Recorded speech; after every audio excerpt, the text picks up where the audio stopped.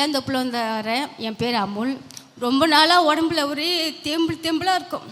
ரொம்ப கஷ்டப்படுவேன். நான் கை எங்கே பார்த்தாலும் அங்கே தான் சொரிய தோணும். நான் அப்புறம் அம்மா சொன்னாங்க, தொழில் ஒழுங்கு யார் இருந்தாலும் அவங்க வச்சு ஜெபம் பண்ணுங்க சுகமாகும்னு சொன்னாங்க.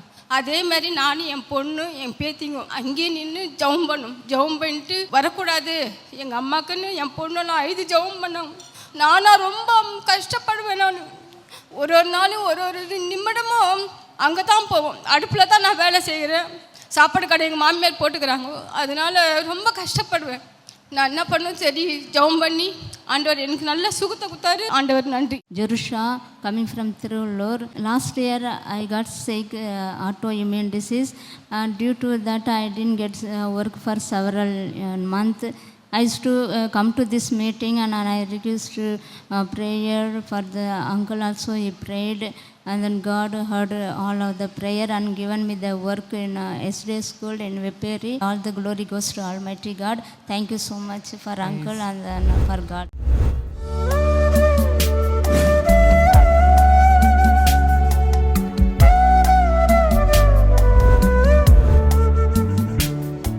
கிறிஸ்துவுக்குள் மிகவும் பிரியமான எனதருமை சகோதர சகோதரிகளே, நம்மை சிருஷ்டித்தவரும் நம்மை உண்டாக்கினவரும் நம்மை ஒருபோதும் மறந்து போகாதவருமாகிய இயேசு கிறிஸ்துவின் இணையற்ற நாமத்தினாலே உங்கள் எல்லாரையும் வாழ்த்தி ஆசீர்வதிக்கிறேன். அல்லேலூயா.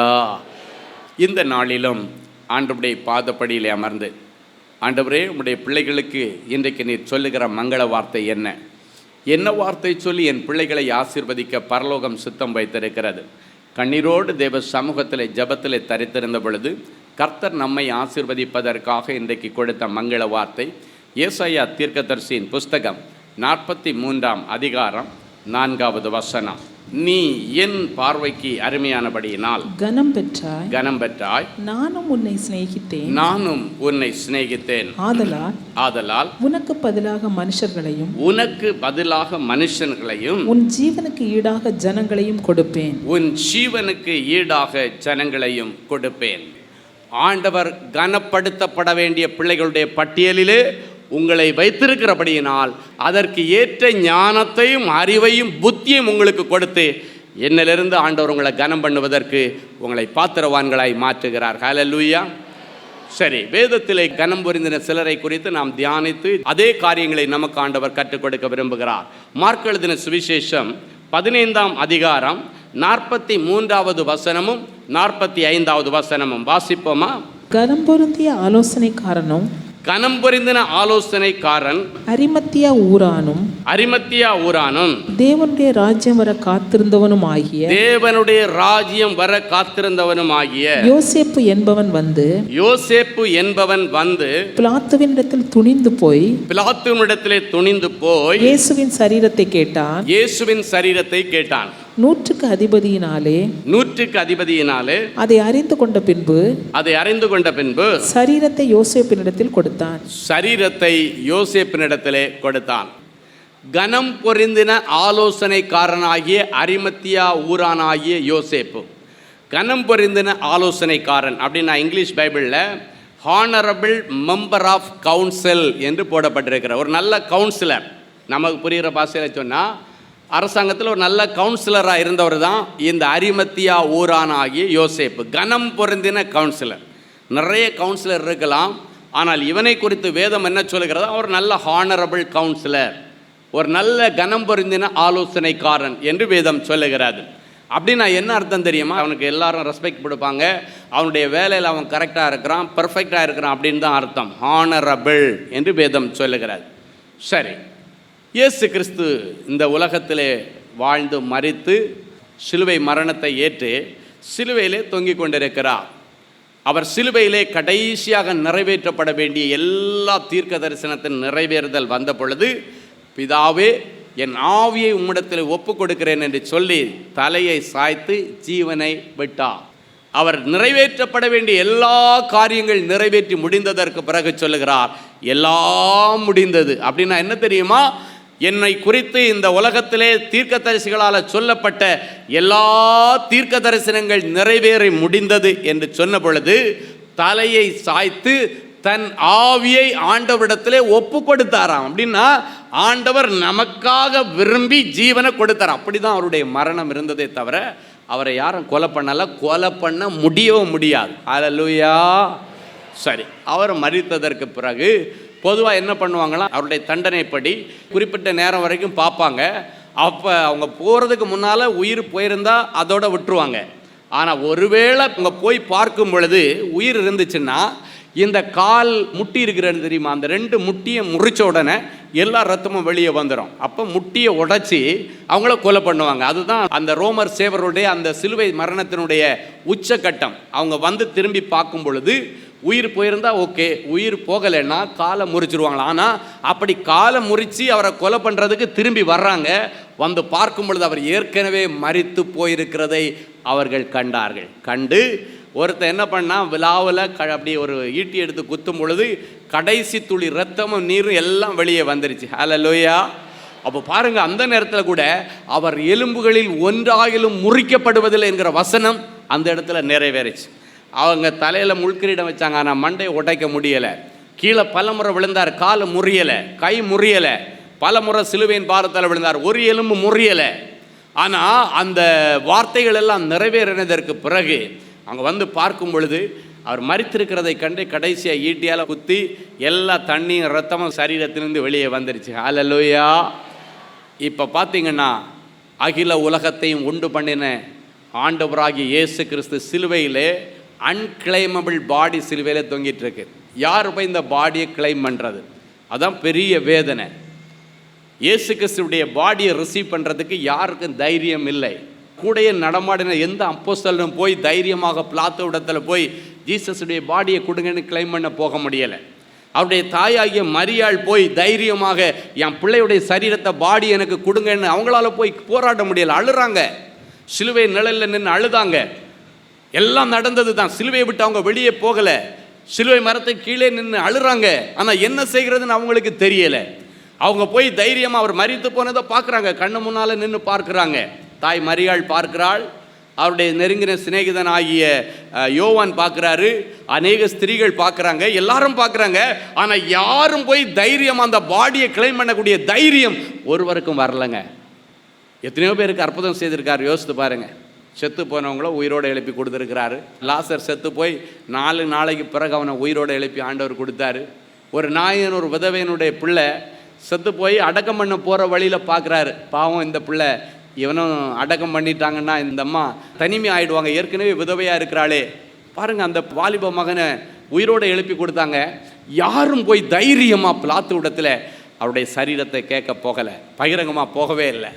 ஆனால் யார் தெரியுமா போனால், கனம் பொறிந்தின அரிமத்தியா ஊரானாகிய யோசேப்பு, இந்த கவுன்சிலர் தான் போய் பிளாத்து இடத்துல தைரியமாக கேட்குறான், இயேசுவின் சரீரத்தை எனக்கு கொடுங்க என்று சொல்லி அவன் தான் அந்த சரீரத்தை வாங்கி அதன் பிறகு அங்கேருந்து அநேகர் சேர்ந்து அவருக்கு பரிமள தைலம் போட்டு நல்ல துப்பட்டியில் சுற்றி அதன் பிறகு அடக்கம் பண்ண உதவி செய்தாங்க. ஆனால் அங்கே போய் அந்த பாடியை கிளைம் பண்ண யாருக்கும் தைரியம் வரல, அவனுக்கு தான் தைரியம் வந்தது. ஹல்லேலூயா. கனம் பொருந்தின அரிமத்தியா ஊரான் ஆகிய யோசேப்பு, அவர் நல்ல கவுன்சிலர். என் அன்பு சகோதரனை சகோதரியே, வேதம் சொல்லுகிறது அவன் ரகசிய சீடனாக இருந்தானா. வெளிப்படையாக இருந்த சீடர்கள் எல்லாம் ஓடி போயிட்டாங்க, அவர்களுக்கு தைரியம் இல்லை. பேதுரு இந்த மனுஷன் யாருன்னு எனக்கு தெரியாதுன்னு சொல்லி சபிக்கவும் ஆணையிடையும் தொடர்ந்தானா. கூட 24 மணி நேரம் இருந்த சீடர்கள் 12 பேர். ஆனால் அரிமத்தியா ஊரானாகிய யோசேப்பு கனம் பொருந்தினவனை குறித்து என்ன சொல்லப்பட்டிருக்கிறது தெரியுமா? அவன் ரகசிய சீடனாக ஆண்டவருக்கு இருந்தானாம். அப்படின்னா வெளியே காட்டிக்கலை, நான் இயேசுக்காக அதை கொடுப்பேன் இதை கொடுப்பேன். ஆனால் பேதுரு சொன்னான், உங்களுக்காக என்ன வேணாலும் கொடுப்பேன், உயிரை கொடுப்பான் ஆண்டவரேன்னு. ஆனால் பார்த்தீங்கன்னா ஒரு சின்ன உபத்திரவன் வர்றதுக்குள்ள ஓடி போயிட்டான், அவன் கிட்டேயே இல்லை, பயந்து போயிட்டான். ஆனால் பாருங்க தைரியம், கனம் பொறிந்தின யோசேப்பிடத்தில் காணப்பட்ட தைரியத்தை கர்த்தர் இன்றைக்கு உங்களுக்கு கொடுக்க விரும்புகிறார். எவ்வளவு ராஜாவாக இருந்தாலும் சரி, நான் கேட்குறது நியாயமானது, எனக்கு கொடு போய் கேட்டான். இன்னைக்கு ஆண்டவர் அந்த தைரியத்தை உங்களுக்கு கொடுப்பார். ஒரு மனுஷனுக்குள்ளால தைரியம் இருந்தால் அவனை கண்டிப்பாக ஆண்டவர் ஹானர் பண்ணுவார். ஆண்டவருடைய பிள்ளைகள் ஒரு நாளும் கோழைகளாக இருக்கக்கூடாது. கோழைத்தனத்தின் ஆவியை அல்ல, தைரியத்தின் ஆவியை பெற்றிருக்கிறீர்களே என்று ஆண்டவர் சொல்லி இருக்கிறார். இன்றைக்கு அப்படிப்பட்ட தைரியத்தின் ஆவியானவரை ஆண்டவர் உங்கள் மேலே இறங்க பண்ணுகிறார். அரிமத்தியா ஊரானாகிய கனம் பொருந்தின யோசேப்புக்குள் இருந்த அந்த தைரியத்தை கர்த்தர் உங்களுக்கு கொடுக்கிறார். அப்போ அவன் என்ன ரைட்ஸில் போய் கேட்குறான் தெரியுமா? ஆண்டவர் மேல் அவன் வைத்திருந்த அன்பு. அவன் அரசாங்கத்தில் ஒரு கவுன்சிலராக தான் இருக்கிறான். ஆனாலும் அரசாங்கத்தால் தண்டிக்கப்பட்ட ஒருவருக்காக போய் நிற்கிறான்னா அதுதான் தில், அதுதான் தைரியம். சாதாரண மனுஷன் அல்ல, ஒரு நல்ல கனம் பொருந்தின ஒரு மனுஷன். அந்த சடலத்தை வாங்கிட்டு எப்படிப்பட்ட கல்லறையில் வச்சான் தெரியுமா? தனக்காக அவன் ஆயத்தம் பண்ணி வைத்திருந்த கல்லறையிலே இயேசு கிறிஸ்துவை கொண்டு போய் வைத்தான். தனக்காக தான் ஆயத்தம் பண்ணி இருந்த கல்லறை. இன்றைக்கி நீங்கள் இஸ்ரேல் தேசத்துக்கு போனீங்கன்னா அரிமத்தியா ஊரானாகிய யோசேப்பினுடைய தோட்டத்தை நீங்கள் பார்க்கலாம். அந்த தோட்டம் இன்றைக்கி அப்படி தான் இருக்குது.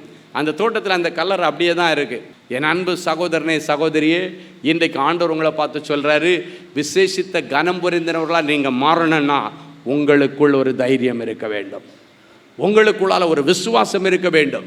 கனம் பருந்தின அரிமத்தியா ஊரானாகிய யோசேப்பினுடைய விசுவாசம், அந்த தைரியம்.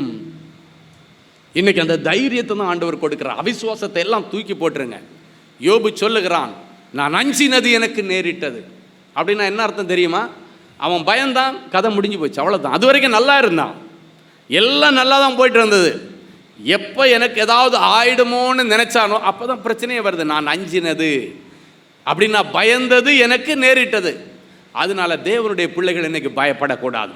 அநேக பிள்ளைகளுக்குள்ளால் ஒரு பயத்தின் ஆவி இருக்கிறது. அது மரண பயமாக இருக்கலாம், சிலருக்கு எதிர்காலத்தை குறித்த பயமாக இருக்கலாம், சிலருக்கு தன்னுடைய வேலையை குறித்த ஒரு பயமாக இருக்கலாம். வேலையை விட்டு எடுத்துருவாங்களோ தூக்கிடுவாங்களோ. ஒரு வேலை விட்டால் இன்னொரு வேலையை ஆண்டவர் கொடுக்க போகிறார். ஹல்லேலூயா. அவர் சொல்லியிருக்கார், ஒரு வழி அடையும் பொழுது புதிய வழியை திறப்பேன். ஒரு நாளும் அதை கண்டு தேவனுடைய பிள்ளைகள் பயந்து போகக்கூடாது. அதற்காக தேவனுடைய பிள்ளைகள் தேவையில்லாத எந்த காரியத்திலும் ஈடுபட்டு விடக்கூடாது. ஆண்டவருடைய பிள்ளைகள் சிங்கத்தை போல தைரியமாக இருக்க வேண்டும். அரிமத்தியா ஊரானாகிய யோசேப்பினுடைய தைரியம், கனம் புரிந்தின யோசேப்பினுடைய தைரியம் இன்னைக்கு உங்களிடத்தில் இருக்கணும். அந்த தைரியம் இருந்ததுன்னா அசுத்த ஆவிகள் உங்களிடத்தில் வர முடியாது. பலப்படுத்துகிற கிறிஸ்து, அவரால் எல்லாவற்றையும் செய்ய எனக்கு பலன் உண்டு. வானமே இடிஞ்சு விழுந்தாலும் கவலைப்பட மாட்டேன்னு சொல்லுங்க, பிசாசு உங்ககிட்ட வராது. என் ஆண்டவர் என் வலது பக்கத்தில் இருக்கிறார், நான் அசைக்கப்படுவதில்லைன்னு சொல்லுங்க, பிசாசு உங்களுக்குள்ள வர முடியாது. இன்றைக்கு நிறைய பிள்ளைகளுடைய தாம்பத்திய வாழ்க்கை பாதிக்கப்படுகிறதுடைய ரகசியம் என்ன தெரியுமா? ஒரு அசுத்த ஆவி. நிறைய பிள்ளைகள் கணவன் மனைவியோட வாழ்வாங்க, ஆனால் அவங்க வாழ்றதில்லை. வாழ்றது மாதிரி வெளியே தெரியும், ஆனால் வாழ்றதில்லை. 4 சுவர்களுக்குள்ளால் நடக்கிற கஷ்டங்கள் அவர்கள் இருவருக்குத்தான் தெரியும். காரணம் என்ன தெரியுமா? ஒரு அசுத்த ஆவி. அந்த பிள்ளைகளுக்குள்ளால் ஒரு அசுத்த ஆவி புறப்பட்டு போய் அந்த பிள்ளைகளை 2ஆக பிரித்து போடுகிற, அவருடைய சந்ததி உருவாகாதபடிக்கு பிரித்து போடுகிறது. இன்றைக்கு அப்படிப்பட்ட நிலைமையில் நிறைய பிள்ளைகள், நிறைய குடும்பங்கள், ஒவ்வொரு குடும்பத்திலும் ஒவ்வொரு விதமான பிரச்சனைகள், போராட்டங்கள். அதுக்கு காரணம் என்னென்னா பயம், அவிசுவாசம். என்னை இன்னைக்கு ஆண்டவரிடத்தில் கேட்டேன், அவங்க ஒரு கவுன்சிலரு, அரசாங்கத்தில் வேலை செய்கிறவன் இந்த அரிமத்தியா ஊரானாகிய யோசேப்பு. அந்த கவுன்சிலர் அரசாங்கம் தண்டிக்கிற ஒரு தண்டிப்புக்குள்ளான ஒரு குற்றவாளிக்காக தைரியமாக போய் நிற்கிறான். அந்த தைரியம், ஏன்னா அவனுக்கு தெரியும் நான் பண்ணுறது நியாயம், நான் தப்பானது பண்ணலை, நான் நியாயமானது தான் பண்ணுறேன் அப்படின்ற தைரியம். இன்றைக்கு அந்த தைரியத்தின் ஆவியானவர் உங்களுக்குள்ள வந்தாச்சுனாலே இந்த பயத்தின் ஆவிகள் எல்லாம் வெளியேறி போகும். விசுவாசத்தின் வல்லமை உங்களிடத்தில் இறங்கினாலே உங்களுக்குள்ளால இருக்கிற எல்லா அவிசுவாசங்கள் எல்லாம் மாறி போகும். ஹல்லேலூயா. 2வது கனம் பெற்ற சகோதரனாகிய யாபேஸ். 1 நாளாகமம் 4:9-10 வாசிப்போம். யாபேஸ் தன் சகோதரரை பார்க்கிலும், யாபேஸ் தன் சகோதரரை பார்க்கிலும் கனம் பெற்றவனாயிருந்தான். கனம் பெற்றவனாயிருந்தான். அவன் தாய் நான் துக்கத்தோடே அவனை பெற்றேன் என்று சொல்லி, நான் அவனை துக்கத்தோடே பெற்றெடுத்தேன் என்று சொல்லி அவனுக்கு யாபேஸ் என்று பெயரிட்டாள். அவனுக்கு யாபேஸ் என்று பெயரிட்டாள். யாபேஸ் இஸ்ரவேலின் தேவனை நோக்கி, யாபேஸ் இஸ்ரவேலின் தேவனை நோக்கி, தேவரீர் என்னை ஆசீர்வதித்து, தேவரீர் என்னை ஆசீர்வதித்து என் எல்லையை பெரிதாக்கி, என் எல்லையை பெரிதாக்கி, உமது கரம் என்னோடு இருந்து, உமது கரம் என்னோடு இருந்து, தீங்கு என்னை துக்கப்படுத்தாதபடிக்கு, தீங்கு என்னை துக்கப்படுத்தாதபடிக்கு, அதற்கு என்னை விலக்கி காத்தருளும் என்று வேண்டிக் கொண்டான். அதற்கு என்னை விலக்கி காத்தருளும் என்று வேண்டிக் கொண்டான். அவன் வேண்டிக் கொண்டதை தேவன் அருளினார். அவன் வேண்டிக் கொண்டதை தேவன் அவனுக்கு அருளினார். இந்த யாபேஸ் தன்னுடைய குடும்பத்திலே பிறக்கும் பொழுது அவங்க குடும்பத்தில் சில கஷ்டங்கள் இருந்தது. அந்த கஷ்டத்தினுடைய எல்லா பழியையும் யாபேஸ் மேலே அவங்க அம்மா போட்டாங்க. அதுக்கு முன்னால் ஏற்கனவே அவனுக்கு சகோதரர்கள் இருக்கிறாங்க. அப்படின்னா அவனுக்கு அண்ணன்மாரெல்லாம் ஏற்கனவே இருக்கிறாங்கன்னு அர்த்தம். ஆனால் இந்த யாபேஸ் பிறந்த நேரமும் அதுவும் குடும்பத்தில் துக்ககரமான சில காரியங்கள் நடந்ததன் நிமித்தம் அவங்க அம்மா யாபேஸை பெற்றெடுக்கும் பொழுது என்ன சொல்லி பெற்றெடுக்கிறாள்? நான் இவனை துக்கத்தோடே பெற்றெடுத்தேன் என்று சொல்லி அவனுக்கு யாபேஸ்ன்னு பெயரிட்டாளாம். யாபேஸ்ன்னா என்ன அர்த்தம் தெரியுமா? துக்கம்னு அர்த்தம். யாராவது ஒருத்தனை பார்த்து துக்கம்னு பேர் வைப்பாங்களா? அதை விட பெரிய கொடுமை என்ன இருக்கு? பார்க்குறவங்க எல்லாம் அவனை துக்கத்தோடு தான் பார்ப்பாங்க, பரிதாபமாக பார்ப்பாங்க, கிண்டலாக பார்ப்பாங்க. இன்னைக்கு ஆண்டவர் உங்களை பார்த்து சொல்கிறாரு, இந்த யாபேஸ் செய்த நல்ல காரியம் என்னென்னா, அவங்க அம்மாட்ட போய் சண்டை போட்டுட்டு எனக்கு போய் இப்படி பேர் வச்சுட்டீங்களே, நான் கெசட்டில் போய் பேரை மாற்ற போகிறேன், அதை பண்ண போகிறேன், இதை பண்ண போகிறேன்னு உலக பிரகாரமாக ஒரு பிரச்சனையும் பண்ணலை, ஒரு ஆர்ப்பாட்டமும் பண்ணலை. மாறாக அவனுக்கு ஒன்றே ஒன்று தெரியும், இந்த துக்கத்தை எல்லாம் சந்தோஷமாய் மாற்றுகிற ஆண்டவர் ஒருவர் உண்டு. எனவே அவன் ஸ்பிரிச்சுவலாக ஒரு முயற்சி எடுத்தான். என்னன்னா, எங்கள் அம்மா எல்லா பழியும் என் மேலே போட்டுட்டான், இந்த நேரத்தில் என்னுடைய லைஃபு கெட்டு போச்சுன்னா அவங்க சொன்னதெல்லாம் சரின்னு ஆகிடும், என் ஆண்டவரை எல்லாரும் மறுதளிச்சிருவாங்க அப்படின்னு நினச்சி அவன் இஸ்ரவேலின் தேவனை நோக்கி பார்த்தானா. ஹல்லேலூயா. அவங்க அம்மாட்ட போய் பார்க்கல, அரசாங்கத்தில் போய் பேரை மாற்ற எதையும் பண்ணலை. எல்லாரும் என்னை கூப்பிடும்போது கிண்டலாக கூப்பிட்றாங்க, நக்கலாக கூப்பிட்றாங்கன்னு சொல்லி பெயர் மாற்றத்துக்கெல்லாம் அவன் போகலை. என்ன பேர் இருந்தாலும் சரி, என் ஆண்டவர் என்னை ஆசீர்வதிச்சா ஆண்டவர் என்னை எல்லா காரியத்திலும் கனப்படுத்துவார். ஹல்லேலூயா. நேராக போய் ஆண்டவர்கிட்ட சரண்டர் ஆகிட்டான். இஸ்ரவேலின் தேவனை நோக்கி ரைட் ராயலாக ஒரு சின்ன ஜெபம் பண்ணுறான். அந்த சின்ன ஜெபத்தில் எல்லா விஷயமும் அடங்கி போச்சு. என்ன தெரியுமா ஜெபிக்கிறான்? ஆண்டவரே, நீங்கள் என்ன ஆசீர்வதிங்க, நான் கெட்டு போயிட்டா எங்கள் அம்மா சொன்னதெல்லாம் உண்மையாயிடும், எனவே என்னை தயவு செய்து நீங்கள் ப்ளஸ் பண்ணுங்க. அழகாக ஆண்டவரிடத்தில் போய் நிற்கிறான். போயிட்டு பவியமாக நின்று நீங்கள் என்ன ஆசீர்வதிங்க, என் எல்கைகளை விரிவாக்குங்க. முதல்ல சொல்கிறான், என்னை ப்ளஸ் பண்ணுங்க. ஏன்னா அவனுக்கு தெரியும் இஸ்ரவேலை ஆசீர்வதிப்பது ஆண்டவருக்கு ரொம்ப பிரியம். ஹல்லேலூயா. ரெண்டாவது சொல்லுகிறான், என் எல்லைகளை பெரிதாக்கும். நான் ஆசீர்வதிக்கப்பட்டு ஏதோ ஒரு சாதாரண லெவலில் இருந்தால் எல்லாரும் என்னை கனம் பண்ண முடியாது, எல்லாருக்கும் முன்பாக நான் பரிகாசமாக தான் ஏதோ அவன் லைஃப்பை நடத்துகிறான் அப்படி தான் சொல்லுவாங்க. அதுக்கு பதிலாக என்னுடைய எல்லைகளை விரிவாக்கும். அவனுக்கு தெரியும் ஆண்டவர் வலங்கொண்டும் இடங்கொண்டும் பெருக பண்ணுகிறவர். ஹல்லேலூயா. வசனத்தின்படியா ஜெபிக்கிறான். ஆண்டவரே, நீ இஸ்ரவேலை ஆசீர்வதிக்க ஆசைப்படுகிற இந்த வசனத்தை சொல்லி ஜெபிக்கிறேன், என்ன ஆசீர்வதிங்க.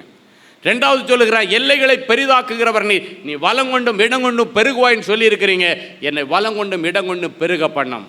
மூணாவது சொல்லுகிறான், உங்கள் கரம் என் கூட இருக்கணும் ஆண்டவரே. ஏன்னா அவனுக்கு தெரியும் ஆண்டவர் கை வச்சுட்டாருன்னா நம்மளை தூக்கி விட்டுருவார். ஹல்லேலூயா. உமது கரம் என்னோடு இருந்து தீங்கு என்னை துக்கப்படுத்தாதபடிக்கு விலக்கி காத்துக்கொள்ளும்.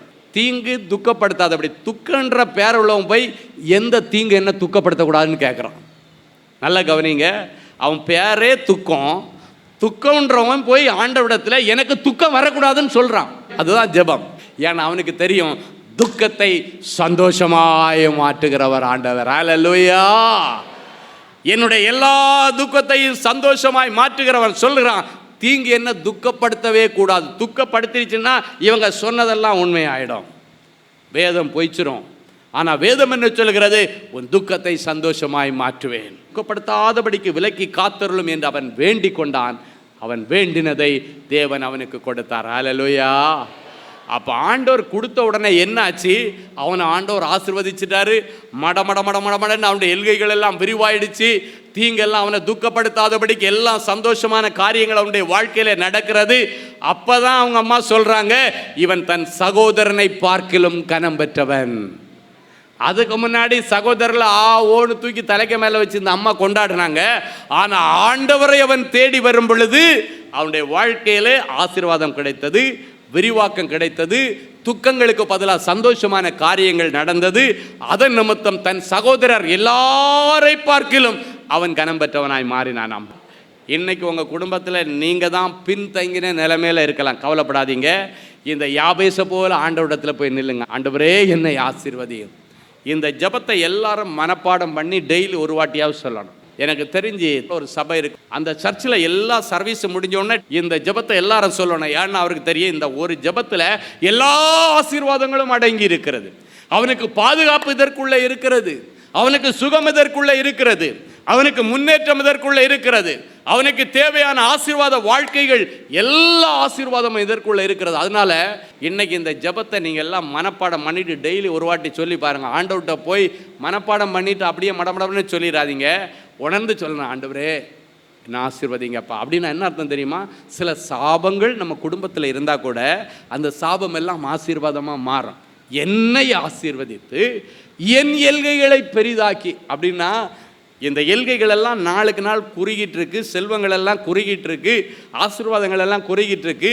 கொஞ்சம் எக்ஸ்டெண்ட் பண்ணுங்க, என்னுடைய லெவல் அடுத்த லெவலுக்கு கொண்டு போங்க, விரிவாக்கும் என்று ஆண்டவரிடத்தில் கேளுங்க. நாளுக்கு நாள் என்னை விரிவாக்க பண்ணி தீங்கு துக்கப்படுத்தாதபடி. அப்படின்னா அதில் வியாதி, மரணம், போராட்டம், கண்ணிகள், அசுத்தாவின் கட்டிகள் எல்லாமே அதில் அடங்குது. தீங்கு என்கிற வார்த்தையில் துக்கத்திற்கு ஏதுவான எல்லாமே அதில் அடங்கிட்டு. துக்கப்படும்படியான சம்பவம் எதுவும் என் லைஃப்பில் நடக்கக்கூடாது. துக்கப்படும்படியான எந்த சம்பவம் என் லைஃப்பில் நடக்கக்கூடாது. எல்லாமே உள்ளடக்கின கருத்தான ரத்தின சுருக்கமான ஒரு ஜெபத்தை அவன் செய்தான். வேதம் சொல்லுகிறது, அவன் வேண்டிக் கொண்டதை ஆண்டவர் அவனுக்கு அருளினார். அப்படின்னா அதை ஆல்டர் பண்ணி, இல்லை யாபேஸ் இது ஓகே, இதை டிக் பண்ணிக்கிறேன், இதை விட்டுரு அப்படின்னு ஆண்டவர் சொல்லலை. என்னெல்லாம் கேட்டானோ எல்லாம் சாங்ஷன். அடுத்த நிமிஷம் எல்லா சகோதரர்களை பார்க்கலாம் அவன் கனம் பொருந்தினவனாக இருந்தான். ஹல்லேலூயா. நிறைய பேர் இன்னைக்கு சில இழப்புகள் வரும்பொழுது வேலையை விட்டு விரட்டியாச்சுன்னா நிறைய பேர் சர்ச்சுக்கே வரமாட்டாங்க. கேட்டால் என்ன தான் வேலையை விட்டு எடுத்துட்டாங்க, ஆண்டவர் நினச்சா என் வேலையை காப்பாற்ற முடியாதா? யாபேஸை விட மோசமான நிலைமை யாருக்கும் இருக்க முடியாது.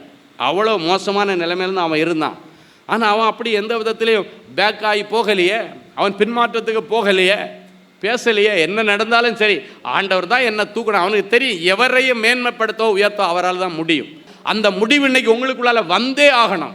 உன்னுடைய செல்வங்கள் உன்னை மேன்மைப்படுத்த முடியாது, உன்னுடைய உயர்வுகள் உன்னை மேன்மைப்படுத்த முடியாது. ஆண்டவர் ஒருவரே உன்னை கனப்படுத்த முடியும். எனக்கு தெரிஞ்சு ஒன்றும் இல்லாதவங்க கோபுரத்தில் உட்கார்ந்துருக்கிறதையும் பார்த்துருக்கிறேன், கோபுரத்தில் உட்கார்ந்தவங்க ஒன்றும் இல்லாமல் இன்றைக்கி நடமாடுகிறதையும் பார்த்துருக்கிறேன். ரெண்டும் என் கண்ணு முன்னால் பார்க்குறேன். ரெண்டுக்கு வித்தியாசம் என்ன தெரியுமா? இவன் ஆண்டவரை அண்டி பிழைக்கிறான், அவன் தன்னுடைய செல்வங்களை அண்டி பிழைக்கிறான். தன்னுடைய செல்வங்கள், தன்னுடைய திறமைகள், தன்னுடைய பணங்களை நம்பி அவன் வாழ்ந்து கொண்டிருக்கிறான். இது இருக்கு, என்னால் எதுவும் செய்ய முடியும். இல்லை, உன்னுடைய பணம் உன் உயிரை காப்பாற்ற முடியாது, உன்னுடைய திறமைகள் உயிரை காப்பாற்ற முடியாது. ஆண்டவர் ஒருவர் தான் செய்ய முடியும். எனவே ஆண்டவரை சார்ந்து வாழ பழகிக் கொள்ளுங்கள். ஆம் அன்பு சகோதரனே, சகோதரியே, நீண்ட நாட்களாக எல்லாராலும் கனவீனப்படுத்தப்பட்டு, அவமானப்படுத்தப்பட்டு, நிந்திக்கப்பட்டு, ஆண்டவரே இந்த அவமானத்திற்கும் நிந்தைக்கும் ஒரு விடிவு காலமே வராதா அப்படின்னு அழுதிங்கல்ல, அந்த அழுகைக்கு பலன்தான் இன்றைக்கு கனப்படுத்தப்படுகிற கிருபையின் நாள். இன்றைக்கு ஆண்டவர் உங்களை கனம் பொருந்தினவர்களாய் மாற்றுகிற இந்த அன்பான நாள். அன்பான எங்கள் நல்ல ஆண்டவரே, உங்களுக்கு நன்றி சொல்கிறேன்ப்பா. இப்பொழுதும் உங்களுடைய பிள்ளைகள் உங்கள் வார்த்தையை கேட்கவும், உங்கள் அற்புதத்தை வாங்கவும் ஆயத்தத்தோடு வந்திருக்காங்கப்பா. ரொம்ப எதிர்பார்ப்போடு வந்திருக்காங்கப்பா. ஆண்டவர் கட்டாயம் இன்னைக்கு ஒரு வார்த்தை கொடுப்பார். அந்த ஒரு வார்த்தை இடிஞ்சு கிடக்கிற என் குடும்பத்தை கட்டுமே. அந்த ஒரு வார்த்தை மருத்துவர்களால் குணப்படுத்த முடியாத என்னுடைய வியாதிக்கு ஒரு மருந்தாகுமேன்னு என் பிள்ளைங்க விசுவாசத்தோடு வந்திருக்கிறாங்கப்பா. விசுவாசித்தால் தேவனுடைய மகிமையை காண்பாய் என்று சொன்னீரே, தேவ மகிமையை என் பிள்ளைகள் இன்றைக்கு பார்க்கட்டும். இப்பொழுதும் உம்முடைய பார்வைக்கு என் பிள்ளைகள் அருமையாயிருக்கிறபடியினாலே, இவர்களை நீர் நேசிக்கிறபடியினாலே என் பிள்ளைகளை கனம் பண்ணுவேன் என்று சொல்லியிருக்கிறேன். என் பிள்ளைகளை கனம் பண்ண இன்றைக்கு ஆண்டவர் என்னென்ன ஆக்ஷன் எடுக்க முடியுமோ அத்தனையும் எடுத்து இப்பொழுதே என் பிள்ளைகளை கனப்படுத்தும்படி தேவ தூதர்கள் புறப்பட்டு போகிறதற்காய் ஸ்தோத்திரம். எந்தெந்த பிள்ளைகள் எனக்கு வெளிதேசத்திற்கு போவதற்கு ஒரு வாய்ப்பு வேண்டும் ஆண்டவரே என்று கதறிக்கொண்டிருக்கிறார்களோ, இவர்கள் போவதற்கான வழிவாசல்களை ஆண்டவர் இன்றைக்கு திறப்பீராக. இவர்களுடைய விசா ஃபைல ஆண்டவர் இன்றைக்கு சைன் பண்ணுவீராக. இவர்களுக்கு புறப்படுவதற்கான வேலைகளை ஆண்டவர் ஆயத்தம் பண்ணுவீராக. எல்லா தடைகள் நசரேயனாகிய இயேசுவின் நாமத்தினாலே இன்றைக்கு உடைக்கப்படுவதாக. கனவீனப்படுத்தப்பட்ட பிள்ளைகள் கனம் பொருந்தின பாத்திரங்களாய் மாற்ற அவரவர்கள் வேலை செய்கிற இடத்திலே எதிர்பார்க்கிற ப்ரமோஷனை என் பிள்ளைகளுக்கு நீர் தருவீராக. என் பிள்ளைகளுக்கான இன்கிரிமெண்டை நீர் தருவீராக. என் பிள்ளைகள் கனவீனப்படுத்தப்பட்டதற்கு காரணம் ஒருவேளை அவருடைய வறுமையாக இருக்கலாம், அவருடைய பஞ்சமாக இருக்கலாம்.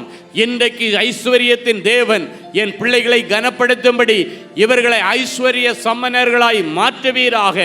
செல்வ சீமான்களாகவும் செல்வ சீமாட்டிகளாகவும் மாற்றுவீராக. என் பிள்ளைகளுடைய கடன்கள் எல்லாம் அடைக்கப்படும்படிக்கு பரலோகம் பொக்கிஷ சாலையை திறப்பதாக.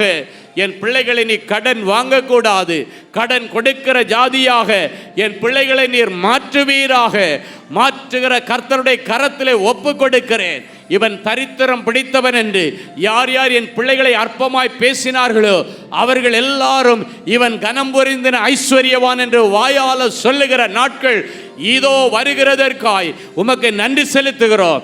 இயேசுவின் மூலம் பிதாவே, ஆமேன், ஆமேன். அன்பானவர்களே, குழந்தைகள் தினத்தை முன்னிட்டு சென்னையில் தேவனின் அன்பு ஊழியங்கள் நடத்தும் குழந்தைகள் தின சிறப்பு ஷேம உபவாச கொடுகை வருகிற நவம்பர் மாதம் 14ஆம் தேதி வெள்ளிக்கிழமை காலை 10 மணி முதல் பிற்பகல் 1 மணி வரை தேவனின் அன்பு ஜெப கோபுரத்தில் நடைபெற இருக்கிறது.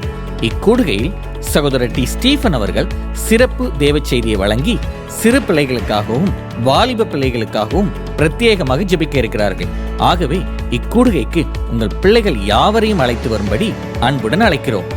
நடைபெறும் இடம் தேவனின் அன்பு ஜெப கோபுரம், Vinayak avenue, Okkiyam Thoraipakkam, OMR road, Chennai 6,97,000. இது ஒக்கியம்பேட்டை பஸ் நிலையம் அருகில் அமைந்துள்ளது. மேலும் விவரங்களுக்கு தொடர்பு கொள்ள 9941450999 மற்றும் 0442454799. அன்பானவர்களே, ஒரு முக்கிய அறிவிப்பு. நமது தேவனின் அன்பு ஊழியங்களின் மும்பை ஜெபகோபுரம் புதிய முகவரிக்கு மாற்றப்பட்டுள்ளது. புதிய முகவரியில் மும்பை ஜெபகோபுரம் வருகிற நவம்பர் மாதம் 15ஆம் தேதி முதல் தினமும் காலை 10 மணியிலிருந்து மாலை 7 மணி வரை செயல்படும். மும்பை ஜெபகோபுரத்தை தேவனின் அன்பு ஊழியங்களின் ஸ்தாபகர் சகோதரர் டி ஸ்டீஃபன் அவர்கள் நவம்பர் மாதம் 15ஆம் தேதி காலை 9 மணிக்கு திறந்து வைப்பார்கள். மும்பை ஜெபகோபுரத்தின் புதிய முகவரி number 211 second floor, City Eminence, Madhukunj society, first commercial entrance, Jangal Mangal road, near Pattipada, Bhandup west, Mumbai, Maharashtra 400078. மேலும் 24 மணி நேர ஜெப உதவிக்கு 0444547999 மற்றும் 9941950999 என்ற எண்களை தொடர்பு கொள்வோம். எங்கள் இணையதளம் www.godsloveministries.co.in மூலமாகவும் தேவனின் அன்பு ஊழியங்களின் விவரங்களை நீங்கள் அறிந்து கொள்ளலாம். ஆண்டவர் தாமே உங்களை ஆசீர்வதிப்பாராக. அன்பு தேவனுடைய பிள்ளைகளே, இந்நிகழ்ச்சியின் மூலம் நீங்கள் பெற்றுக்கொண்ட ஆசீர்வாதங்களையும் உங்கள் ஜெப விண்ணப்பங்களையும் அனுப்ப வேண்டிய முகவரி தேவனின் அன்பு ஊழியங்கள், Vinayak avenue, OMR road, Okkiyam Thoraipakkam, Chennai 600097. மேலும் 24 மணி நேர ஜெப உதவிக்கு 04424547999 மற்றும் 9941150999 என்ற எண்களுக்கு தொடர்பு கொள்ளுங்கள்.